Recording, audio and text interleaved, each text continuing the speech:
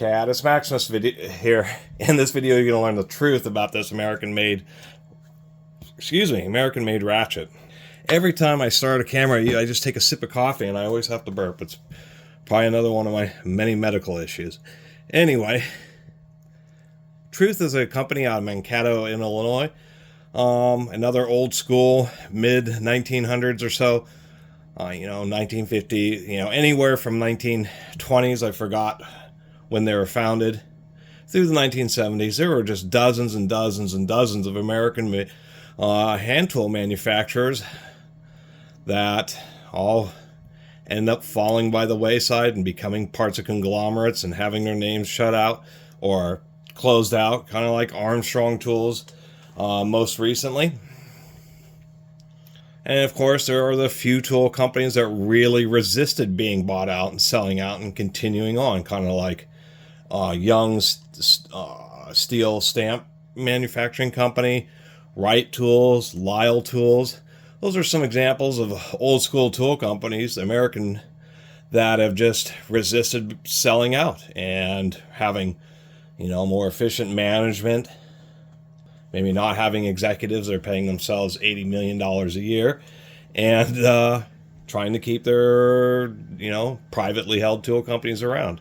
Unfortunately, Truth was not one of them, although what I was reading is that Truth is really known for pretty good forgings, pretty heavy forgings, and we can see how thick the flashing is, particularly on this side. The flashing is just extra thick, and really good heat treatment. Now, this is a very basic style ratchet. And I've seen some certain, like, Chinese ones that are just absolutely terrible that had this exact style design, where it's just a simple pin with a cross pin for the reverse lever. The screws, though, thread into the ratchet body, which isn't my favorite. Anvil play, not the worst, but it's also not the best. Ball detent, pretty good protrusion, and pretty solid. These are meant to be regularly oiled, so it has a simple oiling hole. Oddly enough, this is what I thought was neat, was that the screws don't go through the bottom plate. They actually hold or offset. And one thing I'll have to mention is this is, say, here we have a 1-inch diameter socket, and it's still dwarfed. I mean, this ratchet head is absolutely massive. For a 1/2-inch drive, what they've done is they made it thinner, but extra wide. And I suppose it helps with sealing a little bit when you don't have holes in the bottom plate. It's actually a pretty thick bottom plate. This thing has at least had some oil in it at some point.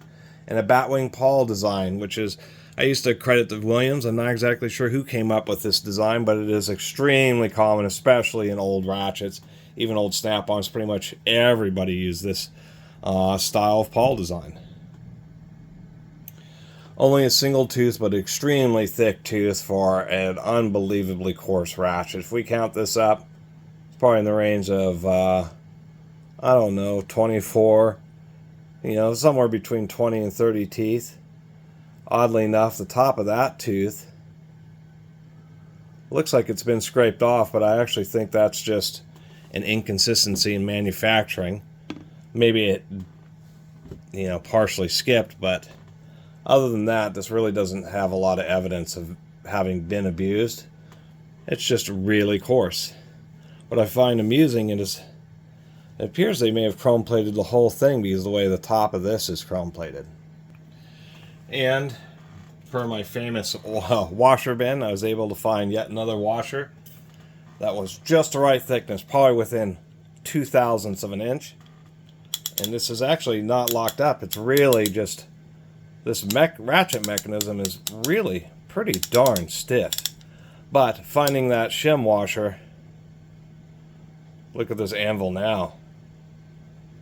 It's hard to tell, but that thing is as tight as you can get without it actually being locked up. And it's always pretty cool to do that with a ratchet. And if I actually end up using this for any amount of time, it'll just break in, because right here it's right at the limit. If I get a little too much crud like through that hole, it probably would lock up, but it'll allow it to wear in. And what's really nice is it's just, now it's an old school ratchet with a mega tight anvil, perfectly tight. I'll have to say, besides the extreme, people I just reviewed New Britain Mustang, a very early version, 1950s. Both of these ratchets very well may have been made within a few years of each other. And truth were decent tools, but they just weren't around particularly long. They were just more simple. That's the easiest way to put it, because the amount of engineering in this New Britain Mustang versus this Truth ratchet, even though they were both probably made in the 1950s, is almost staggering. It's like the Truth was still making ratchets like they were in the 1920s, where the Catus design and like this Mustang is much more modern. And that's what's crazy, is like how this anvil is certainly not locked up. And I mean, we can see how much I'm able to rotate the ratchet up, which is actually a pretty good example, especially when you consider this old school Mustang, which has just extremely light back drag. When I turn the anvil on this, the ratchet barely even moves. It's so light. I can just take the tips of my fingers. So this ratchet, a lot smoother. This thing has like 24 teeth or whatever it is. This one's like whatever, 60 teeth or 80 teeth, much finer. But the one thing I will say is, in a side-to-side test, I know the New Britain Catus design is very strong, but I'm suspecting that the handle on this old Mustang would fail, where if it didn't, it would certainly be the square. And that's how I'd feel about this Truth. Even though it only has one tooth, it is one giant, super thick tooth. But if we compare the ratchet head diameter, it never really does it justice in the video. But maybe if I put them flat against each other like this, I mean, this Truth is almost 30% wider. And surprisingly enough, if we account for the height of the switch, this New Britain is probably right about the same height, when the round heads tend to be a little bit thicker. So that's just to give you a comparison, that even back in the old days, your grandparents, the access to the various hand tools that they had, they could have ended up with really nice, super smooth, extra low back drag ratchets like this, or they could have saved a little bit of money, still gotten a quality ratchet like this Truth.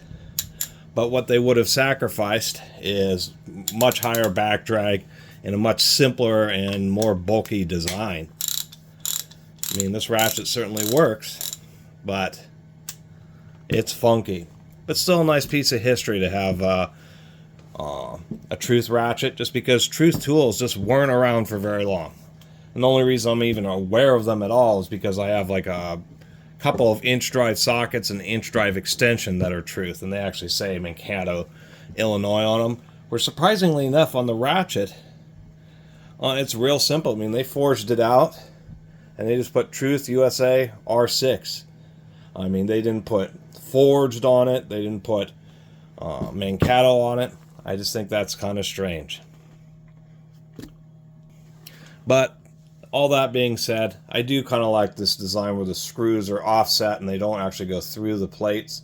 If you're going to screw in the ratchet body, you might as well be like this, just so the plate offers a little bit better sealing. Even though the oil hole kind of negates that. Anyway, really appreciate everybody who's been watching. See you next time.